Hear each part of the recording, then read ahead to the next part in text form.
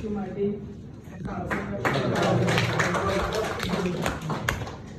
And then we have seated close to her, the Director of Research, Statistics and Evaluation, Sam Planawokade Abebola. We have the Director of Project Development Department, the person of engineers, and Ms. 2IC.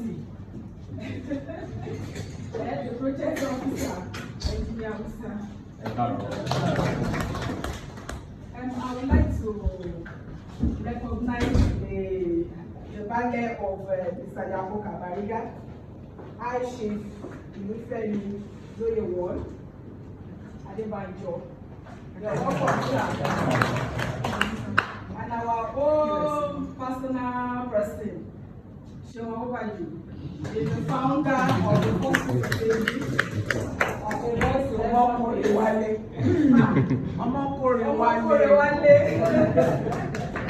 a very powerful voice to reckon with in the Bariga area of Shomolu. You are welcome, Mr. Seun. And so I'm going to allow you to introduce to us the CPA members of the Bariga community. I think it's a big show you are giving me this morning. I will try to say thank you, Ma, for another wonderful opportunity given to us in Bariga. But I will start from our Baba that is there. And for me not to make mistake like I made the last time, of perhaps meeting someone, I will beg the house that perhaps we can introduce ourselves individually. Thank you.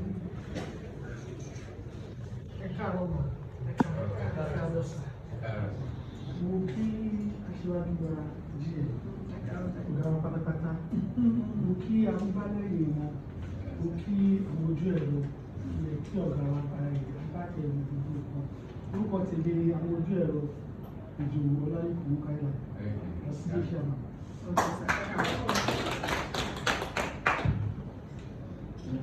Alhaji Bello.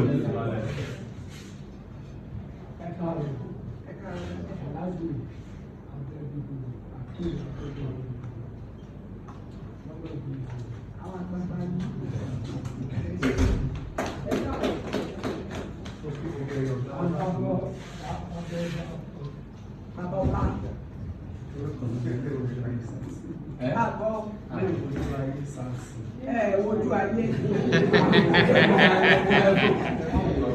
Ojú Ọlọ́run lé ojú ayé. Good morning, ma. Good morning, sir. My name is Akins. I'm here representing the Lasura Society here. Our branch located at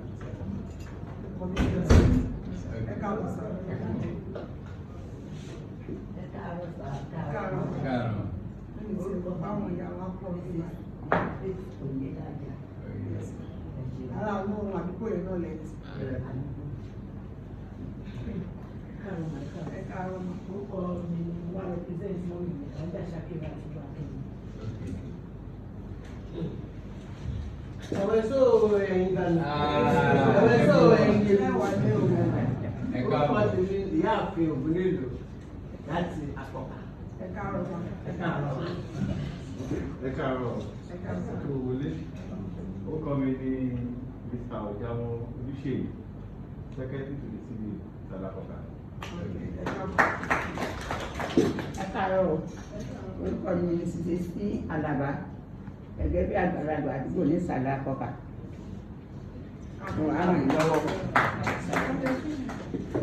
Good morning.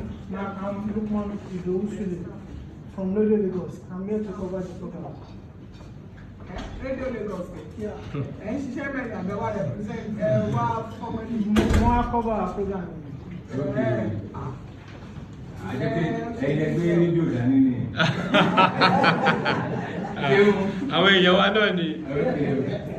Good morning, sirs, and good morning, guys. My name is Rebecca Ejikoma. I'm a journalist for this newspaper, a friend of Seun. Okay, welcome. Good morning, man. Good morning, sirs. My name is Tony Ukuyeme. I write for this telegram newspaper, a friend of Seun Awobajo. They don't understand English. English. You have to say it in Yoruba.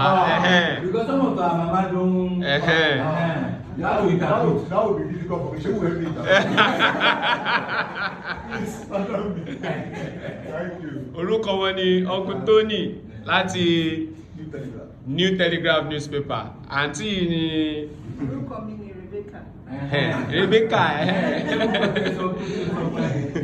Orúkọ mi ni Tony Okuyemi.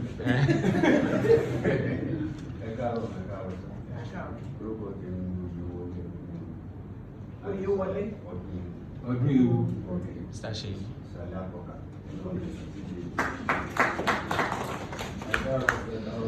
Orúkọ tèmi àti Gíwá. Èmi náà jẹ́ mẹ́mbà kọ́mítì.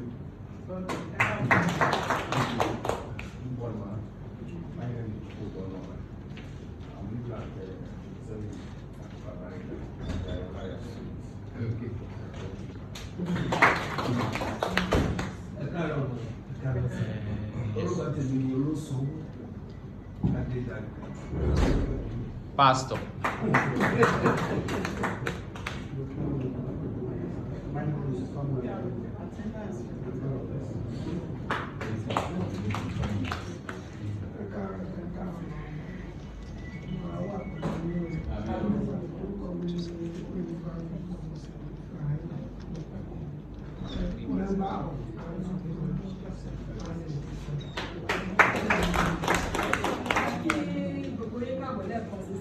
Lasura.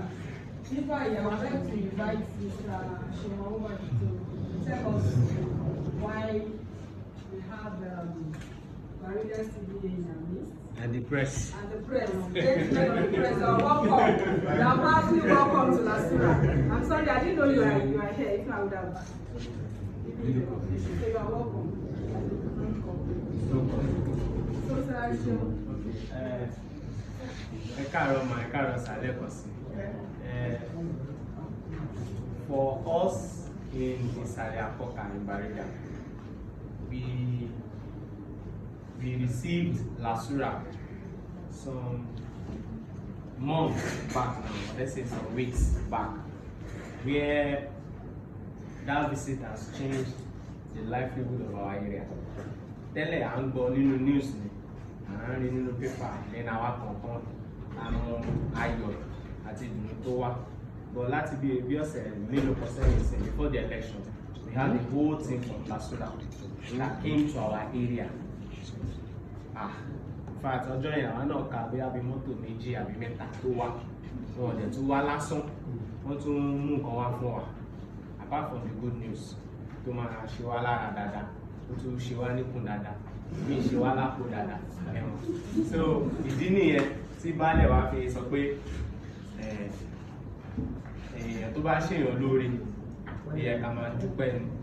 So ní abẹ́ àṣẹ baálẹ̀ ìlú wa àti àwọn CDA àti gbogbo community, we are here today to come and say thank you to Lasura and also importantly to congratulate Mr. Governor through this office, whom has promised before the election that tí àwọn bá wọlé pé continuity the road will continue, and lóòótọ́ kò ń ṣe pé wọ́n kàn fi campaign fún wa.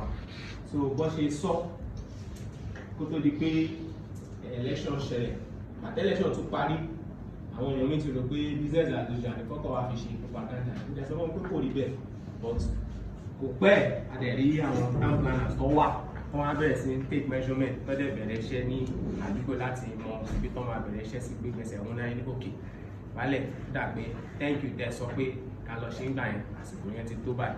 So there's a conviction and that's why we are here. So the main reason we are here is to thank you to Mr. Governor and also to thank you to Lasura for keeping their promise of coming back after the election. That's why we are here. Mr. Seun, so I'll invite the gentleman.